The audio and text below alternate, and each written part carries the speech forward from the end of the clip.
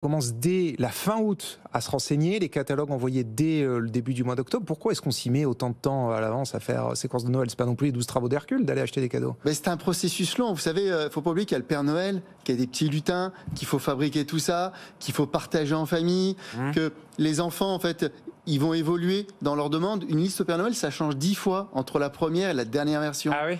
Parce qu'il faut faire des arbitrages. Quand un enfant découvre un catalogue de Noël... 10 fois, d'accord. Oui, on réécrit sa lettre 10 fois. C'est ça. Eh bien, il va cocher 80, 90, 100 produits parfois. Et donc, du coup, ensuite, il faut discuter avec lui. Il faut regarder c'est quoi la première priorité, et ainsi de suite. Et puis, on va arriver à quelque chose. Puis ensuite, on va mettre ça en fonction de son budget aussi. Ouais. Donc, puis on va partager en famille. Donc, que vont offrir les grands-parents, les oncles, les tantes, les amis. Et donc, et puis, les enfants, quand ils vont retourner à l'école après les vacances de la Toussaint, ils vont parler entre eux. T'as commandé quoi au Père Noël? Et donc il y a des phénomènes de mode qui vont se créer. Donc la liste, elle va un petit peu changer aussi. Donc tout ça, ça fait qu'on s'y prend longtemps à l'avance. Il y a aussi des familles qui anticipent. Il y a des achats de Noël qui commencent dès le mois de novembre. Parce qu'on va acheter un peu sur novembre, un petit peu sur décembre.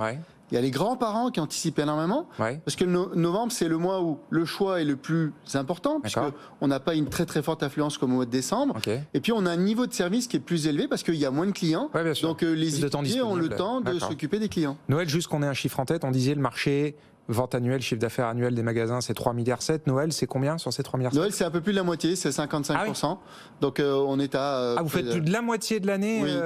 C'est un enjeu extrêmement important pour nous. Sur quoi? Sur les 3 derniers mois. D'accord. Voilà. Un trimestre égale la moitié de l'année. C'est ça. Et faut pas le louper. Et le mois de décembre, lui tout seul, égale un tiers de l'année.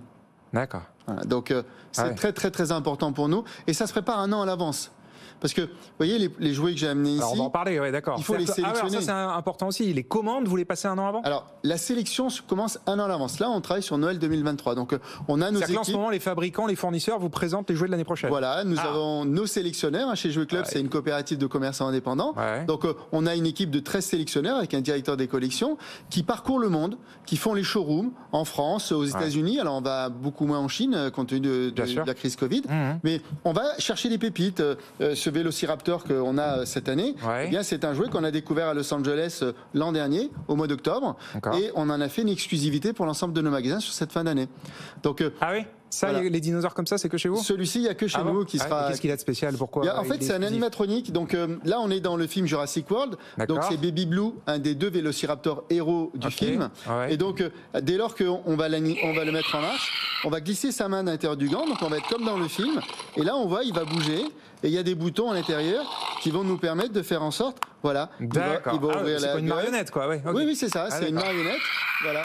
Mais c'est la marionnette du film. Donc les enfants, ils sont plongés dans le film. Et il y avait le salon Kid Expo ce week-end. On l'a essayé et tout de suite ils le reconnaissent. Baby Blue, ils le prennent et ils font comme dans le film, ils vont le cajoler. Donc voilà. Bon, mais ça c'est une des vedettes de ce Noël. C'est un des jouets phares de cette fin d'année. Ça fait partie des pépites comme ça qu'on va aller chercher de découvrir de par le monde. C'est intéressant ce que vous dites, c'est-à-dire qu'il y a des exclusivités dans les magasins? Il y a toujours des exclusivités, c'est ce qui fait la différence. Bien sûr, les grandes marques, les produits leaders, les produits iconiques, on va les retrouver chez tout le monde. Donc là, l'enjeu, c'est d'avoir la quantité suffisante en magasin, donc d'avoir la disponibilité quand les clients viennent. C'est ça l'enjeu. Lorsque, mois de décembre, c'est 10 fois plus de clients en magasin qu'au mois de juin. Donc, si vous n'avez pas les stocks avant que les clients soient là, vous allez perdre énormément de ventes, vous n'allez pas satisfaire vos clients, et donc vous ne serez pas performant. Donc, il faut d'un côté anticiper les commandes. Les commandes se passent au cours du premier semestre. On est livré des commandes de Noël à partir de la fin du mois d'août, et on reçoit de la marchandise, y compris entre Noël et jour de l'an. Vraiment pour avoir du stock tout le temps. Ça, c'est vraiment le métier du spécialiste. Le réassort, oui, c'est ce qui fait notre différence. Attention à Baby Blue, voilà, il s'en va. C'est ce qui fait que les clients nous préfèrent. Aujourd'hui, les spécialistes, c'est le circuit de vente le plus important du marché. C'est plus de 30% des ventes du marché qui sont faites dans les magasins spécialisés. D'accord. C'est-à-dire 30% des ventes de jouets, c'est chez des magasins comme vous. 33%, voilà. C'est nous. Vos concurrents King Jouet, la grande récréation. Exactement. Le reste, c'est les supermarchés. Après, on est à la grande distribution. On a moins de 30% dans la grande distribution. Et puis ensuite, c'est les pure players Internet, autour de 20%. D'accord. Donc le spécialiste reste le magasin privilégié des commerçants. C'est normal. Et qui est le plus gros vendeur de jouets en France? C'est Jouet Club. C'est même devant Internet? Oui. Même devant Amazon ou d'accord. Oui, le magasin numéro 1 de joueurs en France, voilà, tout support confondu, c'est vous. 290 magasins en France, 2300 collaborateurs permanents, 1000 salariés sur la fin d'année. On renforce nos équipes. Et puis surtout, c'est un assortiment de plus de 20 000 références en moyenne dans les magasins. Non, mais quand je dis gros, c'est en part de marché, en chiffre d'affaires. Sur les 3,7 milliards, vous avez combien de... On est à un peu plus de 16% aujourd'hui. D'accord.